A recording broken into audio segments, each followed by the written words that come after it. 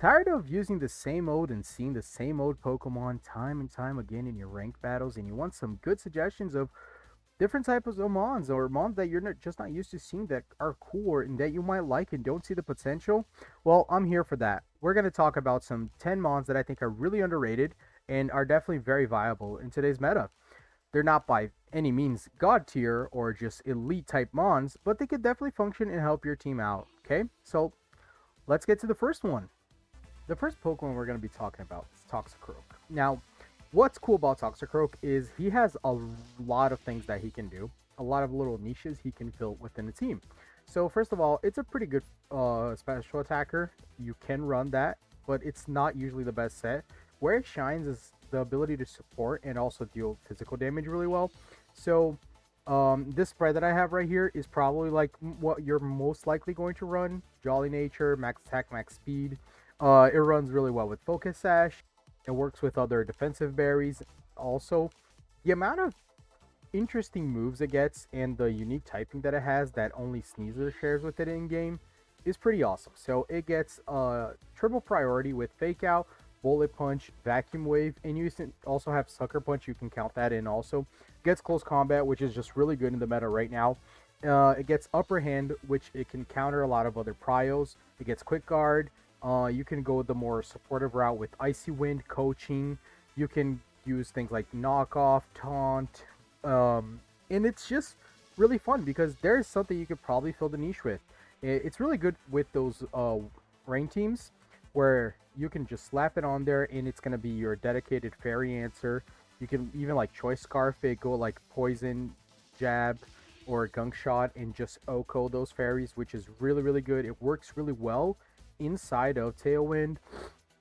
It has Rock Slide, it gets EQ, it gets Encore. Like, there's just so many good moves that this thing has. It's really good into things like for a draft because it can taunt without being prio, or you can just go for a really heavy dark hit and knock off and just make sure they don't get off their Trick Room. So, again, it can fill a lot of niches. It's a pretty fun Mon to use. It's a pretty decent Mon. And if you really want, you can even get like really creative with like Reverso or counter, focus sash, strategies, endure. So yeah, pretty fun Mon. Definitely recommend it. Okay, so Raichu was a Mon that definitely surprised me because it's kind of a one-trick pony in the sets that it has that are actually viable, but it's a good one at that. So like it gets Fake Out, awesome. Nuzzo is really good, or you could also go Electroweb if you want that AoE speed control. It has Dazzling Gleam to hit foes, and it's a fast Mon and Lightning Rod. So Lightning Rod is just really good. Redirection is always nice to have. Being able to counter those rain teams really well, and also be a defensive good Mon, a defensive anchor for those teams is just amazing. So like it gets a lot of value. It does have some other unique attacks like Upper Hand and also those common attacks, supportive attacks like Encore, Helping Hand. But what you're going to be doing is mainly this. Like sometimes you can run Discharge also, but again, this Mon is just going to be a very useful and non-meta like starter for you. To just always be faking out and speed controlling for your team, and it's pretty good at that. It does a decent job. It's definitely worthwhile. The next Pokemon on our list is Mimikyu. And Mimikyu is very unique in what it does. First of all, it works best in Trick Room, and it's a really good Trick Room setter. Despite it actually being a decently fast Mon, it still works. It's really funny because of that. Because it gets Swords Dance and Trick Room. And with the Disguise ability, you're bound to get either one or two up. And then after that, it's just really scary because it's a fairy type, it's a ghost type, it just hits a lot with those dual stabs. You can play rough, you can shadow sneak, or you can go like more offensive even. So it's fun because it's a trick room on that plays for itself basically. You're not setting up trick room for somebody else to come in like Farigiraf sets up trick room, so Torkoal can eruption everybody, Mega Camera up, and these types of things. And that's the difference between Mimikyu and the other Trick Roomers because you can just go very hyper offense with it. You can pair it alongside one of those other very heavy hitters, and that's just insane amounts of damage that you can cause. It also can work outside of Trick Room. Again, it's decently fast. Disguise is really good, so it could still fit some good niches.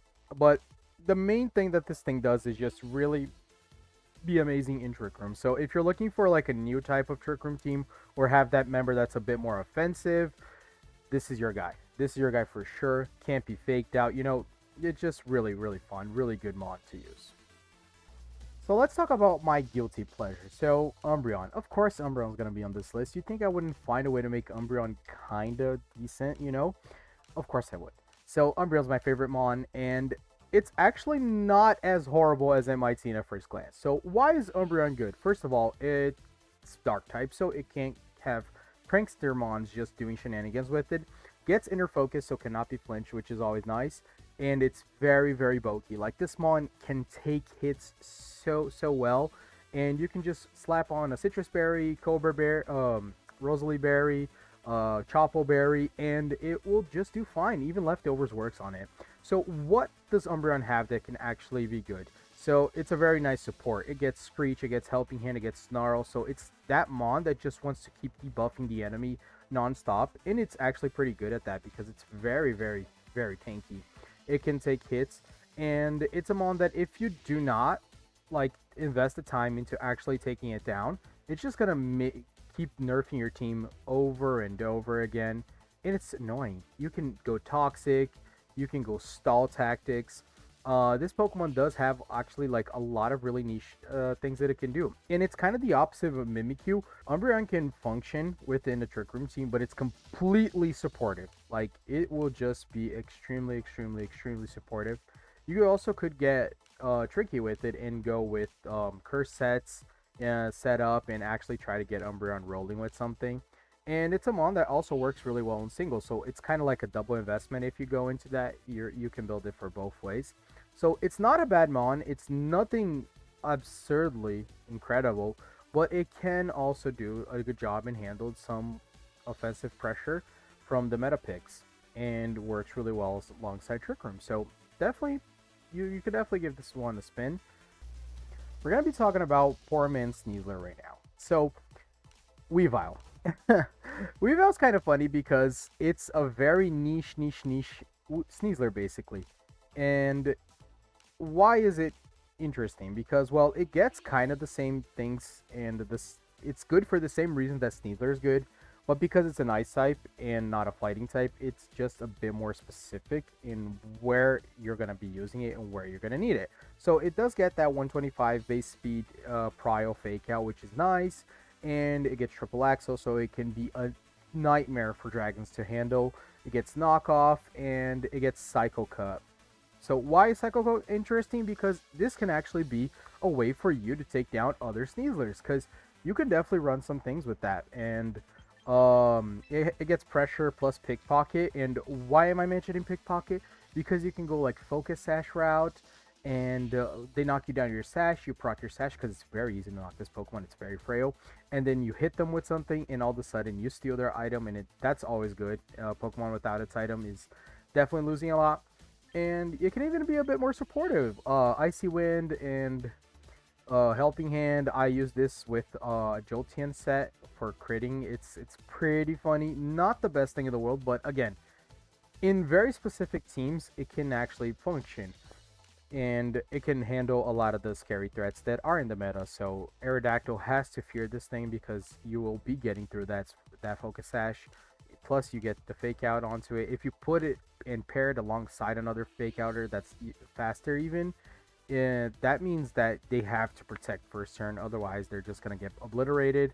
This works actually alongside Sneasler too, so it's pretty interesting, and I definitely think this mon can work and can do really well. Pressure also got buffed, so that's also a plus. And especially for those long drawn out battles, when those PPs start to get used up a lot, definitely helps. Good mon, niche though. From Poor Man's Sneasler to Poor Man's Milotic. So competitive is amazing. Intimidate is everywhere, especially with Incineroar, and this mon being able to pack that is really good, because it does not care at all about Incineroar. Now, why do I like Empoleon, and why is it sometimes better to use than Milotic? Well, it's very slow, so it works in Trick Room, so that's always cool. It gets Surf, Ice Beam, Flash Cannon. The amount of people that disrespect this mon. If you use Shuka Berry plus or Chopo Berry, and you get an Ice Beam off, this thing will KO Garchomps. It will KO a lot of mons that you think are annoying to deal with for sure.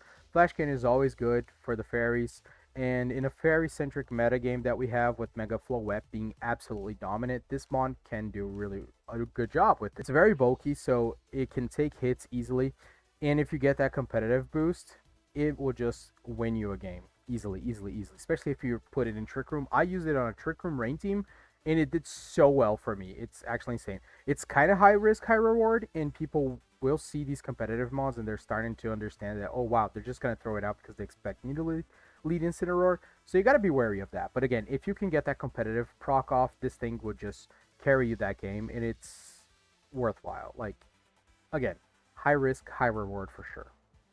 One of the, if not the most underrated prankster mon in this game, basically, is Esper, the male form.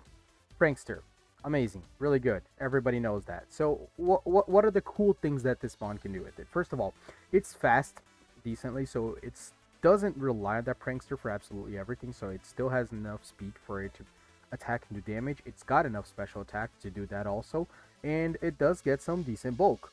Now, what I like to use on Meowsticks right now is Psy Spam. You kind of need this mon right now if you're going to run Psy Spam. It's really hard to use something else other than this. Psychic Terrain is good. It just has the issue of Incineroar. Yeah. I mean, unfortunately, it's what counters this. This mon suffers a lot into Incineroar, but apart from that, it's really nice. It gets Helping Hand, it gets Fake Tears, it has plethora of incredible supportive moves. It can Expanding Force itself, it can Helping Hand, and again, this mon can do just a lot.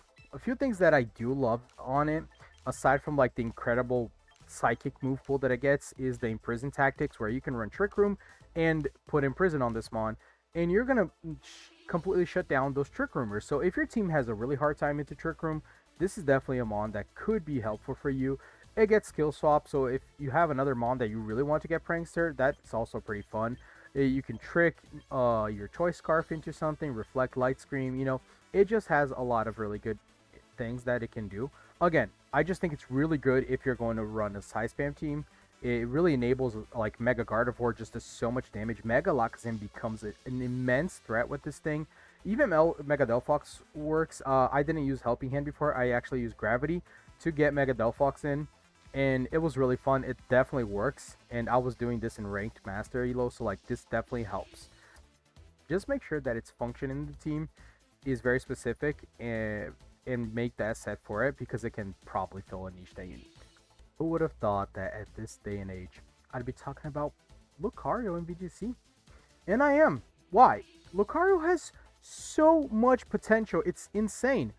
You can also go the Mega route, but you don't need to. That's the fun part about Lucario. So what do I like about Lucario? Why do I think it's good? Its 3 abilities have uses. You can go the Justified route. I see people using Whimsicott to click Beat Up onto it and then get that attack boost really high. And then all of a sudden this mon is scary. It can do lots of damage. It gets a lot of priority, Bullet Punch, Extreme Speed, Vacuum Wave if you want to go the special route. And it also has that fact that it can go mixed, which is amazing. It's really good. It's really interesting. And the part that I like most is that Lucario is actually really nice support. You can go Coaching, which is awesome. You can go Final Gambit. You got Upper Hand. You got Quick Guard. I mean, there's just like a lot in this thing's kit. You can go Spread Damage, Fast Type with Choice Scarf, and you just click Rock Slide, try to get those flinches, or EQ, just big damage. Again, a lot of damage and a lot of coverage. This thing can hit anything in the meta really, really, really hard on both ends, both special or physical. So it's just a matter of you choosing what's the mon that's being a problem for you, and you build your Lucario for that, and it will do that. Or you just build it to support a mon that you want it to become a very big problem, and it can do that as well. So Lucario, amazing mon, definitely worthwhile try. This is a fan favorite. If you like it, like, do it. You can get very creative with this mon, and you just gotta be willing to give it a try. It can work for sure. The first Mega on our list is going to be Mega Skarmory. I think Mega Skarmory is underrated right now. It's got really good speed tier and it just has a really high attack. And again, fairy centric metagame. So a good Mon to use for sure. It can really destroy Sylveons, it can destroy Mega Floettes, it can destroy Gardevoirs. And it has actually a few sets, like you can go more supportive with Tailwind, or you can just go heavy damage, or you can even go set up with Swords Dance, depending if you pair it with another Fake Out Mon. It's not a bad Mon for sure. Like the amount of damage that Mega Skarmory does is actually pretty scary, and this it's a fast Mon for sure. So people don't respect it and don't expect it to do much because we're just so used to regular Skarmory. And you can even do like the shenanigans of not Mega right away, so you can proc weak armor, get that speed boost, then you Mega, and then just hammer something. Like you can even like Swords Dance before, or Sturdy Swords Dance, and then you Mega. It's just gonna be damage focused, and it can do a lot in that sense. So if you like Mega Skarmory, I think it's viable. I definitely think it's viable. I will definitely be making videos on it soon because again, I faced one not too long ago. It was really hard to deal with. So good Mon. The final one on our list is the defensive version of Mega Skarmory, basically. So essentially, same typing. These two are always compared side by side, and they're really good. Both are really good. So what's cool about Corviknight is you can build it for both singles and VGC. So it's a good Mon to have. It gets Tailwind, and it's a very bulky Mon with Tailwind. So it's gonna get that Tailwind up for sure, without a doubt. It gets Brave Bird, it gets Body Press, so it can counter your both your meta leads in Incineroar and Sneasler, especially with Mirror Armor, making Incineroar drop his own attack. So I mean that's pretty good. That in itself is already enough reason for you to say, wow, Corviknight is actually not that bad. You can go Iron Defense, you can go Roost, so this Mon does damage. You can go Iron Head, so it can really get the fairies. So a Mon that hits fairies really hard and takes down both the best two leads that we have in the game right now, that are Steeler and Incineroar. Yeah, I don't know, kind of good, no? I'm surprised I don't see Corviknight as much as I should. I think it should definitely be used more. I've seen occasional people do it, and every time I see it, it's an absolute nightmare. If you are not ready, if you do not have the correct mons to take something like this on, if you don't have a good fire type, a strong electric type, you're gonna have some trouble to deal with it, because it can do damage back, even going really bulky, and it's pretty interesting. Again, its own niche, just fills really good gaps in teams to get some meta threats out of the way, and it's not that hard of a Mon to get. Plus, it's the cool factor, the aura that this Mon brings to the table is chef's kiss. So definitely worthwhile Mon to have. All right, hope you guys enjoyed today's video. If you did, please leave a like and subscribe. And if you would like a part 3 of this, then hey, comment down below and we'll get it. We'll do it. And if you want to check out part 1, here it is.